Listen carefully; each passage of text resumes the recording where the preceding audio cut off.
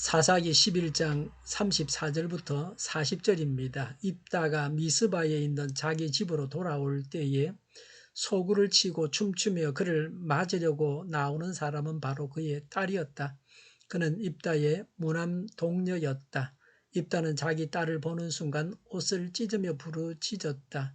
아이고, 이 자식아, 내가 이 아버지의 가슴을 후벼 파는구나.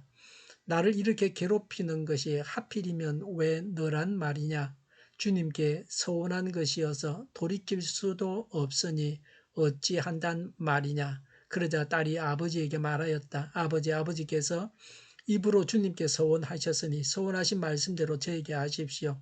이미 주님께서는 아버지의 원수인 암몬 자손에게 복수하여 주셨습니다. 딸은 또 아버지에게 말하였다. 한 가지만 저에게 허락하여 주시기 바랍니다.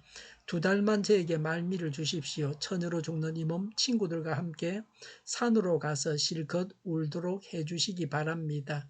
입다는 딸들을 가라고 허락하고 2달 동안 말미를 주어 보냈다. 딸은 친구들과 더불어 산으로 올라가서 처녀로 죽는 것을 슬퍼하며 실컷 울었다.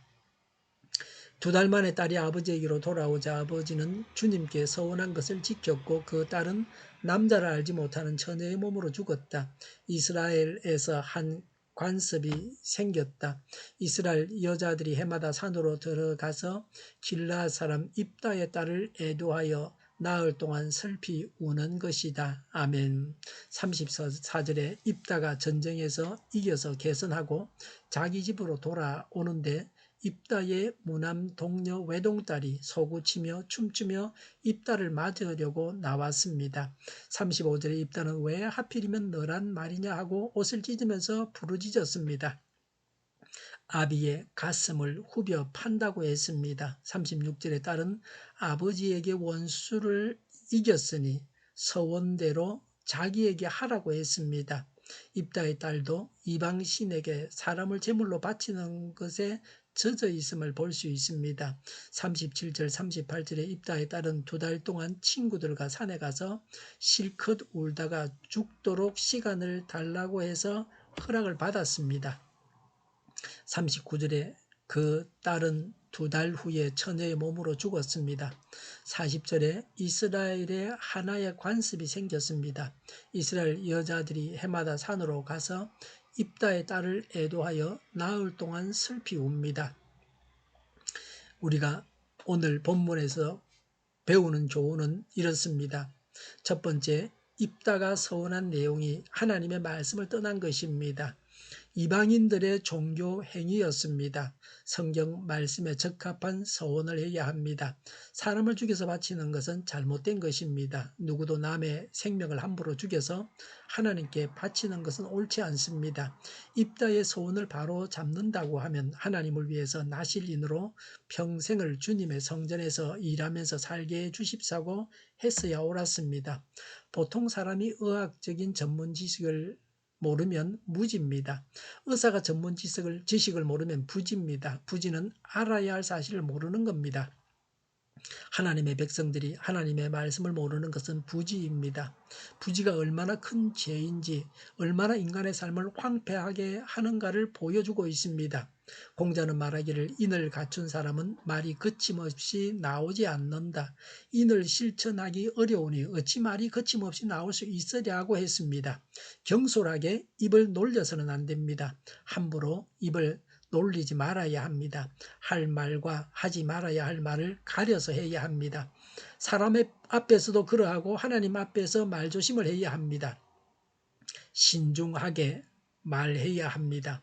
말로 실수하는 것보다는 가만히 있는 게 낫습니다. 말이 많으면 허물을 면하기가 어렵습니다. 입다가 서운한 대로 가장 귀한 것을 바치게 되었습니다. 입다가 바칠 수 있는 최고의 것을 바친 것은 사실입니다. 하나님께는 가장 귀한 것을 바쳐야 합니다. 아무리 귀한 것을 하나님께 바쳐도 그것은 과하지 않습니다. 하나님께 가장 귀한 것을 바쳐야 합니다. 그러나 서원하여 하나님께 바치는 것은 하나님께서 베푸신 은혜의 대가를 지불하는 것이 아닙니다. 단지 하나님께서 주신 은혜에 대한 감사의 표시였습니다. 하나님과의 약속을 지켰다고 하는 것은 칭찬할 만합니다. 입다처럼 하나님 앞에서 진실해야 합니다. 내면적인 신앙에 진실함이 없이 형식적인 신앙생활을 해서는 안 됩니다. 이런 현대 그리스도인들에게 입다가 시사하는 바가 많습니다. 모든 약속을 진실하게 이행해야 합니다. 어떤 사람이 간절하게 기도했습니다.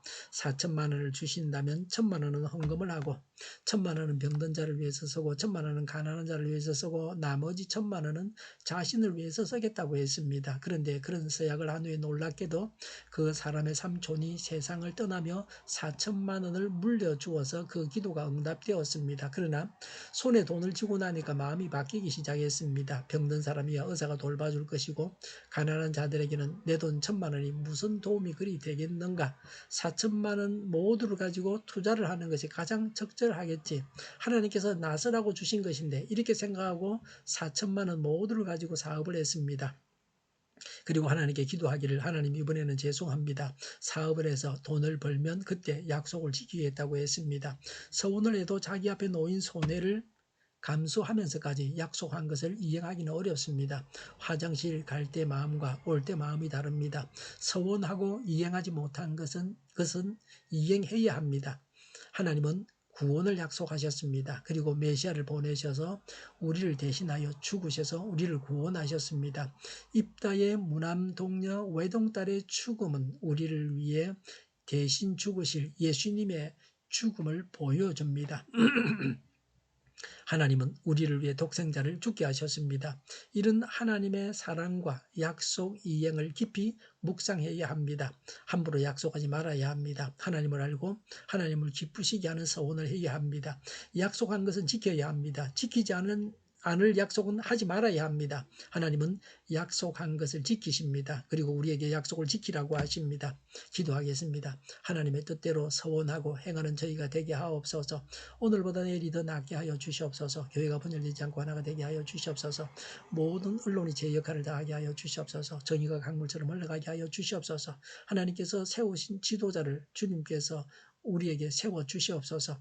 코로나19가 물러가고 백신과 치료제가 나오고 갇힌 생활이 끝나게 하여 주시옵소서. 우리 동일교회가 만구는집하게 하여 주시옵소서. 예수 이름으로 명하노니 모든 병만은 물러가고 몸의 모든 부분도 온전하게 될지어다. 신유의 기적을 베푸셔서 지금도 저희의 질병을 고쳐주시옵소서. 나라와 교회를 고치시고 온전케 하여 주시옵소서. 코로나19로 신음하는 모든 자들을 고치시고 온전케 하여 주시옵소서. 저희와 교회와 나라의 민족을 불쌍히 여겨 주시옵소서. 늘 맑은 공기를 마실 수 있게 하여 주시옵소서. 하나님께서 기뻐하시는 나라가 되게 하여 주시옵소서. 공부하는 학생들에게 지혜를 더하시고 앞서가게 하시며 합격의 영광을 누리게 하여 주시옵소서. 오늘도 하나님 안에서 차고 넘치는 삶, 복된 삶을 살게 하여 주시옵소서. 감사와 찬양을 주님께 돌려드리며 예수님의 이름으로 기도하옵나이다. 아멘.